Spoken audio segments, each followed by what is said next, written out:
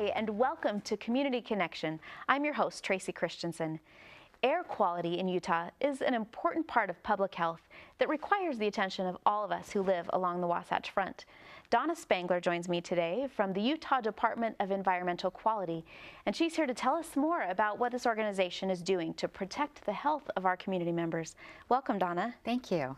Air quality is something that we think about here along the Wasatch Front. We have to.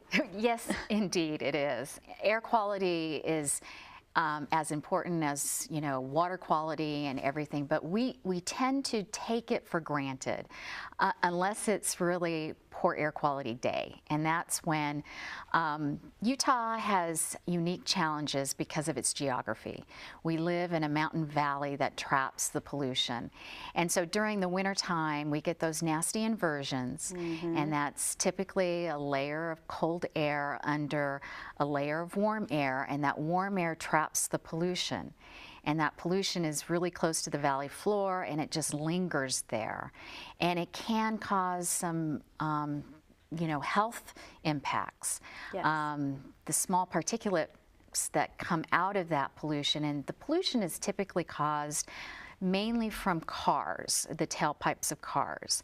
So more people are driving during those days where the weather is stagnant. They're not going to walk, they're not going to ride their bikes, so they're in the car. They're in the car, and we're not seeing a storm system, so it's just putting that pollution and trapping it in that lid.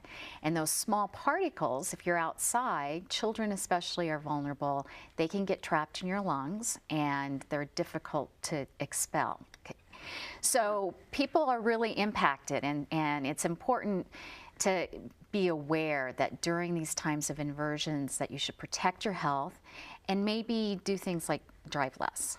Yeah, and I always try to turn off the car instead of sitting there idling. That can get a little chilly. Yes. You want the heater on, but that really is the time when we've got to watch that, right? Our scientists, experts say that you don't even need to warm up your vehicle. You simply, because the more efficient your car is, more efficient when it actually has a constant speed. So if you're driving in your car first thing in the morning, even though it's cold, you really don't need to warm it up. Don't need to leave it sitting out there. No, you could just drive it and it'll certainly warm up. And actually when you first turn your key, the first mile is the worst mile because that's where all the pollution is coming out of it.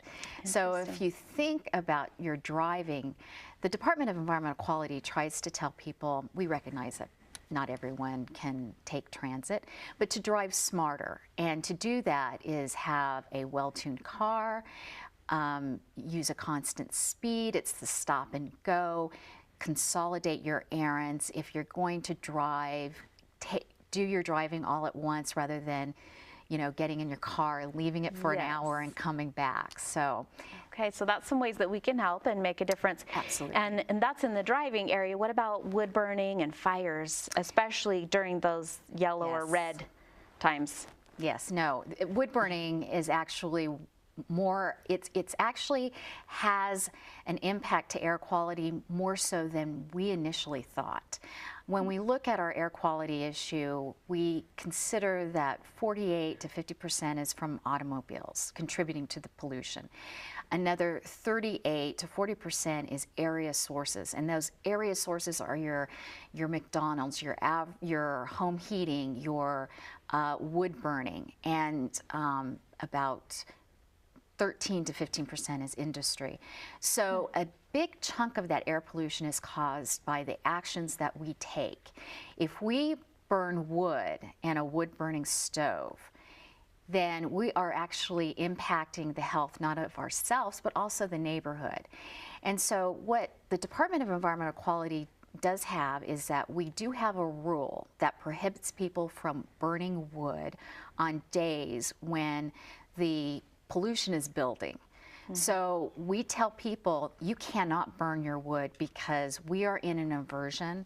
The pollution is already bad. It's already trapped in here. It's going to be here for a few days. It's going to be here in a few days, and it's just getting worse. And adding to that pollution is just going to make it more unhealthy for everyone. And so we need you to do your part and not burn. We also have a system, the Division of Air Quality, which is a division of the Department of Environmental Quality, monitors the air quality conditions, and they have a website. We have a website. Tell us that website. DEQ.utah.gov is the main website, but then it's airquality.utah.gov. You can go air quality, click on air quality, and then you have your forecast. Excellent. That forecast is based on every county, so you click on the county that you are at.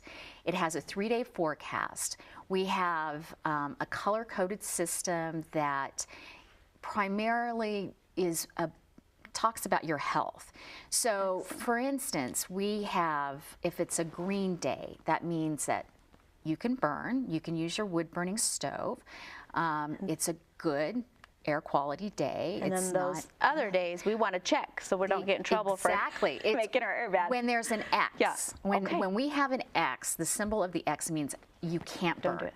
Okay. And if you do burn, we can come out and fine you for it.